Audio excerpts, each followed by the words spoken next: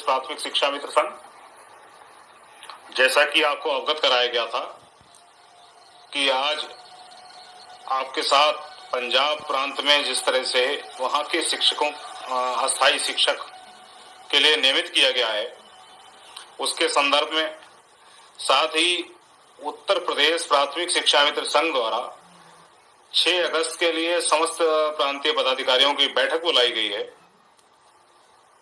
वो आखिर बैठक क्यों बुलाई गई है उसके संदर्भ में, और जो पंजाब का जो निर्णय आया है उससे हमको क्या लाभ हो सकता है, उत्तर प्रदेश के शिक्षा मित्रों को क्या लाभ होगा, इसके संदर्भ में एक परिचर्चा है। और साथ ही हमारे उत्तर प्रदेश प्राथमिक शिक्षा मित्र संघ के प्रदेश अध्यक्ष श्री शिव कुमार शुक्ला जी द्वारा भी एक संदेश दिया गया है हमारे प्रदेश के शिक्षा मित्रों के लिए, हमारे प्रदेश के शिक्षा मित्र संगठन के पदाधिकारियों के लिए, उससे भी आपको अवगत कराया जाएगा। इसलिए पूरा वीडियो सही तरीके से आप देखें, जिससे आपको बहुत सारी नई जानकारियां भी मिलेंगी और हमें लग रहा है कि आने वाले समय में संगठन की क्या रणनीति होगी उससे आपको काफी अवगत कराया जाएगा। तो सर्वप्रथम हम अपने संगठन की ओर से जो मीटिंग बुलाई गई है उसके संदर्भ में चर्चा करेंगे, क्योंकि 25 जुलाई को जो कार्यक्रम किया गया था आप सभी के सहयोग से काफी सफल कार्यक्रम रहा है। और इस कार्यक्रम के अंतर्गत हमने अपने माननीय मुख्यमंत्री जी, माननीय प्रधानमंत्री जी के नाम पर एक ज्ञापन प्रेषित करवाया था जितने भी जिले हैं उनके जिलाधिकारी महोदय के माध्यम से, और अपनी मांगों को रखा। साथ ही ये भी कहा गया कि यदि अगस्त के महीने में उत्तर प्रदेश के शिक्षा मित्र जो पिछले 6 वर्षों से कार्यरत हैं और आज तक मात्र 10,000 पे कार्य कर रहे हैं, जिनका 1 रुपए मानदेय नहीं बढ़ाया गया है, यदि उनकी व्यथा को नहीं सुना जाएगा तो मजबूरन वो सितंबर माह में लखनऊ पहुंचकर अपनी व्यथा को माननीय मंत्री जी तक सुनाने का कार्य करेंगे। इसके लिए हमको चाहे डेरा ही क्यों ना डालना पड़े लखनऊ में रह के, क्योंकि आखिर हम लोग जाए कहाँ, इस महंगाई के अंदर हम लोगों की व्यवस्था कैसे करके होगी। और इसका एक रास्ता निकालने का सबसे अच्छा कार्य किया पंजाब सरकार के द्वारा। वहां के मुख्यमंत्री श्री भगवंत सिंह मान द्वारा वहां के शिक्षा मित्र, जबकि शिक्षा मित्र नाम से नहीं है, वहां शिक्षा प्रोवाइडर के नाम से है, तो उनके लिए एक इतना अच्छा रास्ता निकाला गया है। यदि सरकार, उत्तर प्रदेश सरकार चाहे तो उसके माध्यम से उत्तर प्रदेश के शिक्षा मित्रों का भी भला होगा। इसी क्रम में सबसे पहले हम अपने जो प्रदेश अध्यक्ष हैं उनसे क्या आने वाले समय में रणनीति होगी और हमारी जो मीटिंग है उसके संबंध में एक छोटा सा संदेश है वह आप तक प्रेषित कर दिया जाए। सब उसके बाद आगे की जो वार्ता होगी उसके बाद होगी। प्रदेश के समस्त शिक्षा मित्र भाइयों बहनों, जनपदीय अध्यक्षों, ब्लॉक अध्यक्ष, मंडलीय अध्यक्ष व प्रांतीय पदाधिकारियों, 25 तारीख का जो कार्यक्रम था उसको आप लोगों ने बहुत ही ढंग से, सुनियोजित ढंग से संपन्न कराया, इसके लिए आप सबको आभार। आगामी 6 अगस्त को लखनऊ में प्रांतीय कार्यालय पर एक बैठक है जिसमें आप सब उपस्थित हों और अगली रणनीति तय किया जाए, जिसके संबंध में प्रदेश मंत्री द्वारा कौशल कुमार सिंह जी व प्रदेश महामंत्री सुशील यादव जी द्वारा लिख करके सूचना प्रसारित कर दी गई है। आप सब से आग्रह है कि सभी कार्यों को छोड़ करके अपने संगठन को मजबूती प्रदान करने के लिए सभी हमारे जिलाध्यक्ष साथी और जिम्मेदार साथी, प्रांतीय पदाधिकारी व मंडलीय पदाधिकारी बैठक में उपस्थित हों, जिससे अगस्त माह के भ्रमण की और सितंबर के कार्यक्रम की व्यूह रचना तैयार की जा सके। इसलिए पुनः निवेदन है कि आप सब अपनी गरिमामय उपस्थिति से बैठक को सफल बनाएं और पूरे मनोयोग से लग करके हम लोग बेहतर काम के लिए आगे बढ़े, जिससे शिक्षा मित्रों का भविष्य सुरक्षित और संरक्षित हो सके। धन्यवाद। जैसा कि अभी आपने हमारे प्रदेश अध्यक्ष जी को सुना, अब बात करेंगे सबसे पहले पंजाब की सरकार के द्वारा जिस तरह से जो व्यवस्थाएं की गई हैं। अभी आप स्क्रीन पर देखेंगे, हालांकि वहां कोई नोटिफिकेशन जारी नहीं किया गया है। सरकार के द्वारा जो भी व्यवस्थाएं की गई उनके अंतर्गत वहां जितने भी शिक्षक कार्य कर रहे हैं इनकी संख्या लगभग 12,500 है और शिक्षा मित्र के रूप में जो लगे थे उनकी संख्या लगभग 8,000 के समथिंग है। इनमें दो कैटेगरी बनाई गई है। एक वह शिक्षक हैं जिनको जो सिर्फ बीए हैं, जिनको बीएड या बीटीसी इन्होंने नहीं किए, उन लोगों उन शिक्षक साथियों के लिए 22,000 रुपए प्रतिमाह देने का बात की गई है। और एक कैटेगरी है जिसमें जो लोग बीए या एमए कर लिए हैं और साथ में बीएड या बीटीसी भी किए हुए हैं, उनको 23,000 रुपए 500।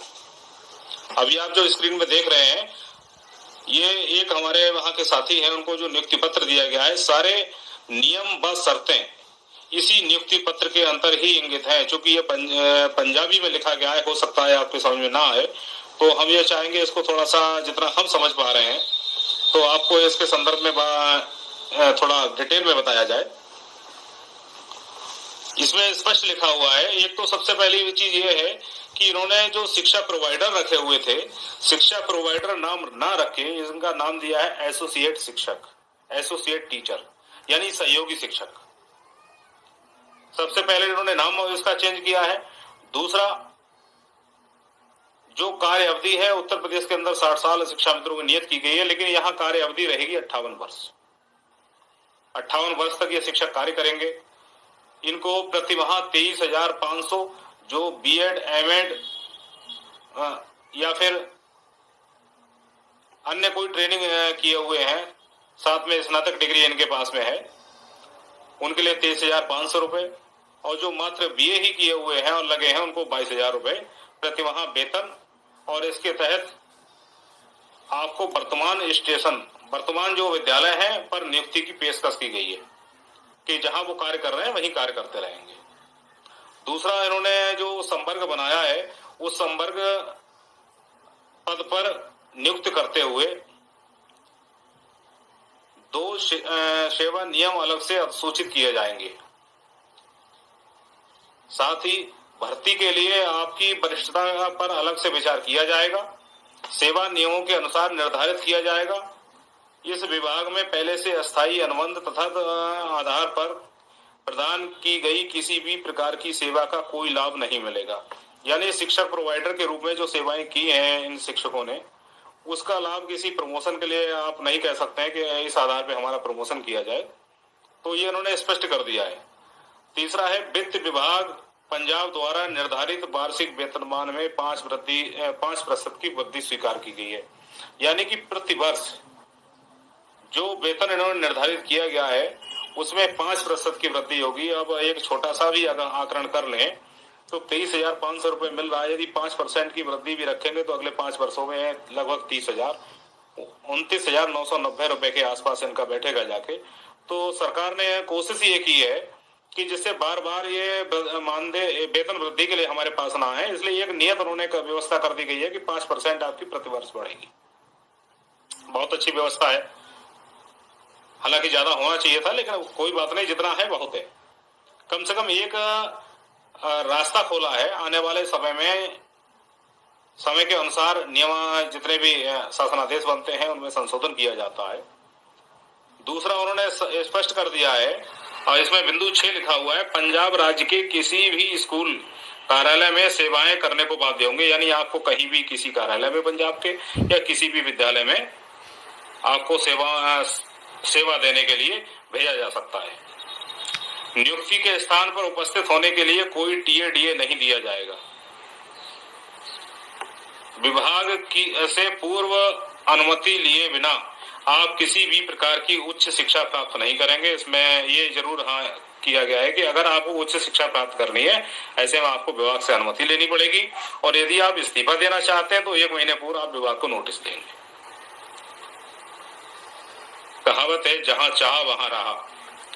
तो ये पूरी तरह से हमारे पंजाब के माननीय मुख्यमंत्री जी ने इसको सिद्ध किया है कि जो सालों से सेवाएं दे रहे थे, जैसे उत्तर प्रदेश में आज 20 वर्षों से ज्यादा का समय लगभग होने जा रहा है शिक्षा मित्रों के लिए, आज भी मात्र 10,000 रुपये कार्य कर रहे हैं।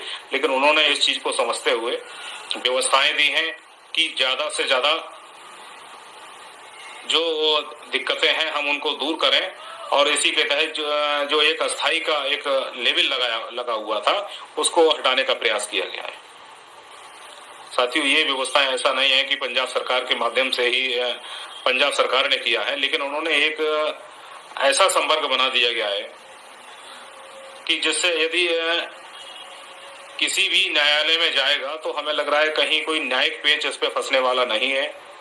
पूरी तरह से ये व्यवस्था अलग है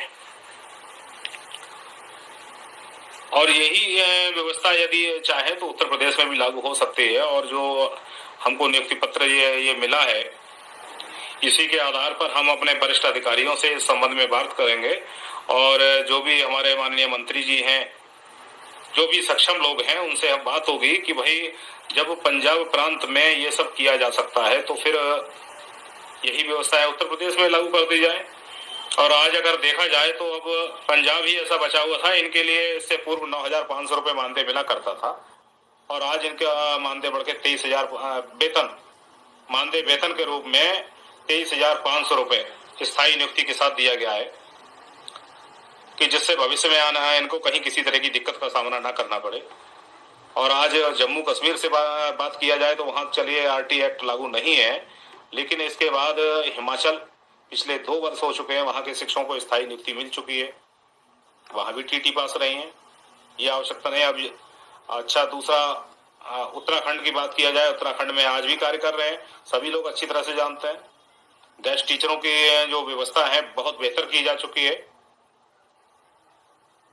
साथ ही साथ अगर हम और देखें तो महाराष्ट्र है, वेस्ट बंगाल है, आपका मध्य प्रदेश है, राजस्थान है, यानी हर स्टेट में जो अस्थायी शिक्षक लगे थे उनको एक बेहतर व्यवस्थाएं दी गई हैं। बिहार है, तो अब अगर मात्र बचा हुआ है तो सिर्फ उत्तर प्रदेश।